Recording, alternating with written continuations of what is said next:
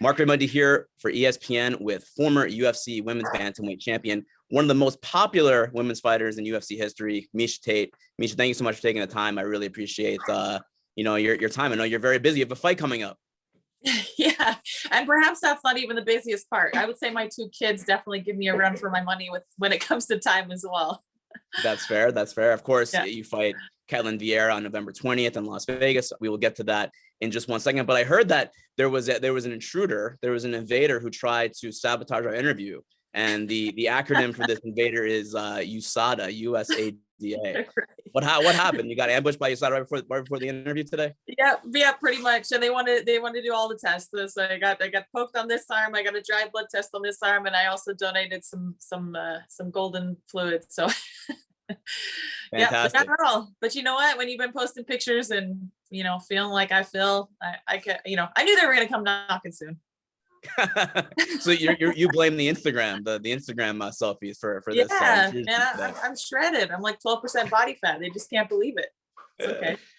Well, I want to ask you about that as well, but the first thing I wanted to address with you is, you are fully back now. You have one fight under your belt. You had a big win against Marion Reneau. You finished her over the summer in your first fight back since 2016. What would you say is like the difference in how you feel now compared to then? What are like the biggest differences that are going on with you?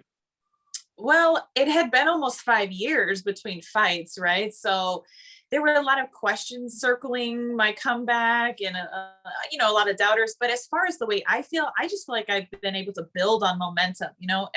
I had that fight and it had just been so long since I fought. And now I'm just kind of rolling that fight into this next fight camp. So, I don't know, just building momentum. That's exactly how I feel. It's the biggest difference. I was confident the last fight. I'm very confident in this fight as well. So I can't say there's like a massive difference in my confidence level. It's still high. It's always been high, but I'm building on momentum. Physically, I've gone through a lot of changes. I went from being a mom back to being a professional athlete, and put on about 5 pounds of lean muscle mass since that fight with Marion. So I'm bigger and stronger, and I feel really good. So I just had my DEXA scan done, and it's been pretty cool to see the transformation since April to now, and how my body has changed since I signed that fight with Marion until now. So well, what you're making this comeback now, and you're fighting girls who are kind of still ranked, who are on the come up, like a Ketlen Vieira, who's I think still in her 20s. What excites you about a fight like this against Vieira coming up next week? Well, what excites me is she was on the verge of being a contender just a few fights ago. She was the hot prospect, and she got upset by Irene Aldana, but that's a very different style matchup than I am, so people might look at that and say, oh, well, she lost to Irene. She lost, by a knockout. She lost to Yana Kunitskaya, who is definitely considered more of a striker, but she's beaten Sarah McMahon, and she's beaten, she's beaten Kat Zingano, which I would, quote unquote, say are more stylistically like me. So I imagine she's probably feeling like she's got this down. But I'm telling you, I'm the most well-rounded. I've gotten so much better in my striking. I've become a better athlete, and I don't know. That's just kind of my thoughts going into it. People might be looking at that and saying like, oh, maybe this will be Ketlen's night, but I'm going to make a hell of a statement that night, and it's going to be my night. What I find really interesting, and I think even I would say a breath of fresh air, is that, you come back, you still have a really big name, right? You're still one of the most popular names in women's MMA, but you're not out here asking for, a big money fight. You're not out here asking for a title shot right away. You're fighting Marion Reneau, you're fighting Ketlen Vieira, you're building yourself back up. Why? Why not come back and be like, hey, I'm Miesha Tate, give me Amanda Nunes right away? Because everything's going to go according to what I feel like is right. I get to be the boss of my career, and I feel like the ball is in my court. So I feel like it's the more respectful way to climb the rankings and division. And I feel like it's a proper progression. And that's exactly what I want out of my career. I know that sometimes you only get one shot, and when I take that shot at Amanda, it will be the perfect timing. I'll have the perfect aim. I will be the sniper to take her out, but I'm not going to jump the gun. You know what I mean? I'm going to build my way into it. I'm going to make sure I'm allowing my body the time to evolve, my mind, everything to be in that perfect form, so that when I get to that title shot, I'll be ready. Yeah, I think I heard a lot when you first coming back, the news dropped, I think last spring, Miesha Tate's coming back. And I, some people on Twitter saying, oh, Miesha must need the money, as if it's a horrible thing to, to want to make money anyway. But I'm sure you saw that type of stuff too. Like, some of the negative comments. Was it important for you to kind of show that, hey, like, I'm not coming back just to get big money fights. I'm coming back because I want to compete in this division and work my way back up to the title? For sure. The first person I had to prove that to was Dana, actually, because I think he had the same concerns. He was like, "Are you hurting for money?" I was like, "No, I'm really doing well, actually, but I want to fight." And for me, it's never been about the money, but of course, I want to make money. That's not my top priority. But I got a family now. I got 2 kids to think about. Of course, I want to stack away some checks, but it's not my driving motivation. My driving motivation is I remember what it feels like to be the best in the world. I remember what it feels like to be a champion.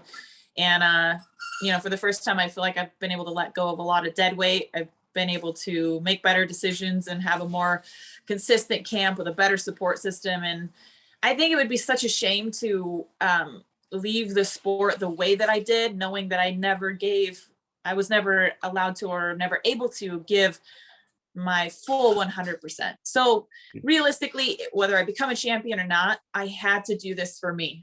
That's my goal and objective, but I have to give my 100%. And whatever that is, I'm going to be happy with it. When was that conversation with Dana? Was it right before the announcement came out that you were coming back? My conversation with Dana, well, started out on Instagram, and he was ignoring me when I said that I wanted to come back and fight. I don't think he was taking me serious at all. So finally I showed up at his office and I said, I want to fight. And he was like, "Are you crazy?" And I'm like, "Didn't we already establish this?"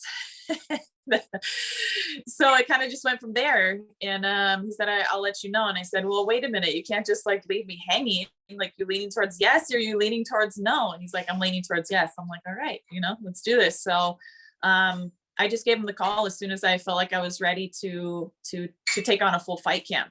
And that was in April. And that's when I signed to fight Marion. So he was ghosting you on Instagram. How dare he? He was totally ghosting me. He totally ghosted me.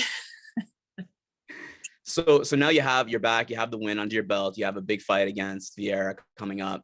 If you beat her, she's been a ranked opponent, like you said. She's been near the top of the division. You beat her. Where does that put you? What do you think?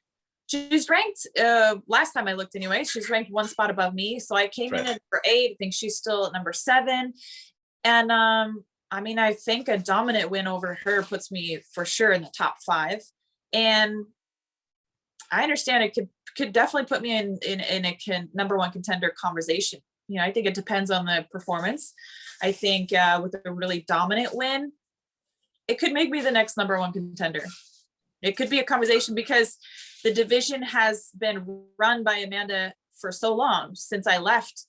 She's the one that took the belt from me, and she's fought everybody else that really has a strong case right now. I'd be on a 2-fight win streak. So I don't know. Aspen Ladd has left the division. She would have been somebody who I would have, vied for, other than Julie, who I would have been like, yeah, it makes sense for her. But I'm not really sure who has a stronger case, granted a good solid win I get this weekend or this coming weekend over Ketlen. Can I ask you directly, does Miesha Tate get a title shot in 2022? Yes. That is my goal, to get a title shot in 2022. If you would have said that or thought about you saying this now back in like 2017, would you have thought you were crazy? Like, there's just no way. Oh, for sure. I was so done in 2017. I was never looking back. I had the worst bitter taste in my mouth as far as the sport and everything. But what I realized is it wasn't so much the sport, it was other circumstances in my life that were just kind of not lending themselves to the 100% dedication that you need to be the best in the sport. When you start slipping on that, you start getting hurt, you start not caring, you start losing. And that's where I found myself. I was like, you can't be halfway in, halfway out. It's either all the way in or all the way out. So I was out at that point. And once that flame kind of lit itself again, I went all the way back in. Here I am. Like you said earlier, Amanda, since beating you, has run the division, and she's beaten everybody in her path. And you left in 2016 and you come back, and it's a lot of the same names, a lot of the same names who are still there. So the division, has almost stagnated a little bit. Do you feel like, I don't want to use the word save, but do you feel like you can kind of infuse this division again, with your star power, your talent, and kind of get it back up to where it was in 2015, 2016? I'd like to say so. I think I can get the division spiced up a little bit. And I think that women are in the division, they're going to be gunning for me, just as much as they're gunning for Amanda, because they know if they fight me, it's there's a way towards the title, right? If they can get past me, I know that's what they're thinking. That's what I would be thinking, but good luck. Holly Holm's coach, Mike Winglejohn, said recently, I think it was on Ariel Helwani's show, that they had offered you a fight against Holly and you turned it down. Is that true? No, I didn't get offered a fight I didn't get offered a fight to fight Holly. I was asked about it in media scrum after my fight with Marion. And that's when I made the statements that I did. And that's the only time I've had any conversation about it. So no, the UFC never came to me and asked me if I wanted to fight Holly. But my thoughts are still the same. I mean, ideally, I want to fight Ketlen. I want to get a win. Maybe one more fight, but perhaps Amanda next after that. And then I would love to fight Holly, have her fight me for the belt. And truthfully, she should want that too, because I don't know if she gets a title shot again if I'm not the champion. So if we fight each other before that, it's kind of like, she might not ever get that again. I think it would just be the perfect story, because I came in, and I got the belt from her. She was the champ. Then if I'm the champ, she gets to have that fight against me. So that's my perfect world.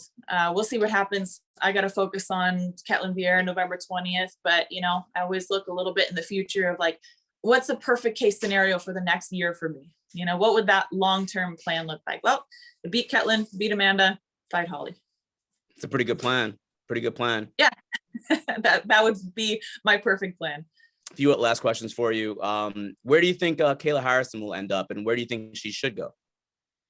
Well, I don't know the ins and outs of her contract, but from what I understand, I think that she's pretty well, I want to say like locked in, but I think, she would have to have some negotiating to get out of her situation, because as you keep winning, I think that's for every PFL champion, that you kind of have to stay in PFL and compete in the next tournament. She is a free agent. Oh, okay. Mm-hmm. So I misheard, because that was kind of the word that was going around the gym. So she's a free agent. She belongs in the UFC. I mean, I'm not gonna beat around the bush there. She certainly belongs in the UFC. I'd love to see her come over at 145 and see if she can stir up that division a little bit too. I mean, I love Felicia Spencer. I love Norma Dumont. That Norma is amazing. Obviously Amanda's there. They're training partners, so it's just weird. I don't know how that'll play out, but I think she adds a lot of value to that division.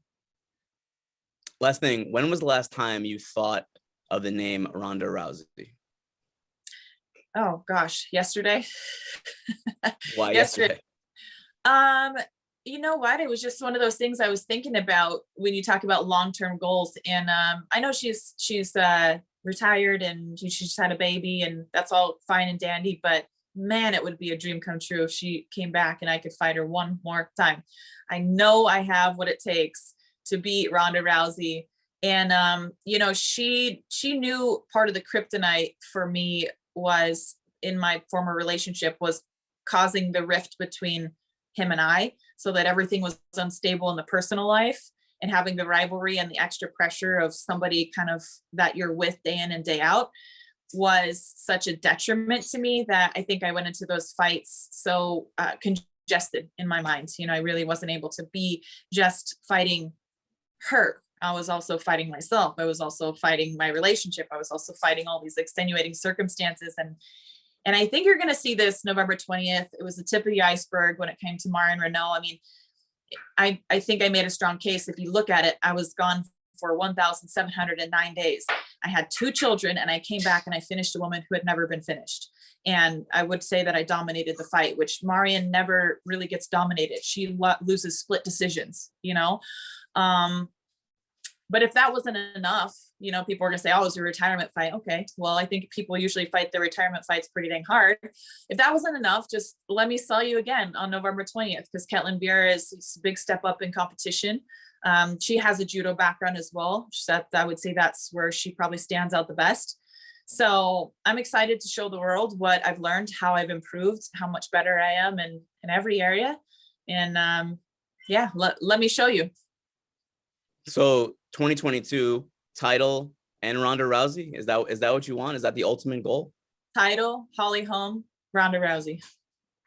Wow, it's a hell of a murderer's row right there. Hopefully, look, I think a lot of people would love to see it. But don't get me twisted, you know, I'm not trying to call out a brand new mama. I know this has to be something she wants too. You know what I mean? I wouldn't just want to like just call her out and like she's doing her thing, she's retired. I would want to fight her at her best if she chose she wanted to come back and she was like, I want to come back and fight Miesha Tate or whoever. I would love another shot at her, but only if she's taking it seriously, if she's training at her best, and that's what she really wants to. Fantastic. Miesha, thank you so much. Good luck against Ketlen Vieira on November 20th, and we'll talk to you soon. Yeah, absolutely. Thanks, Marc. Thanks, Miesha.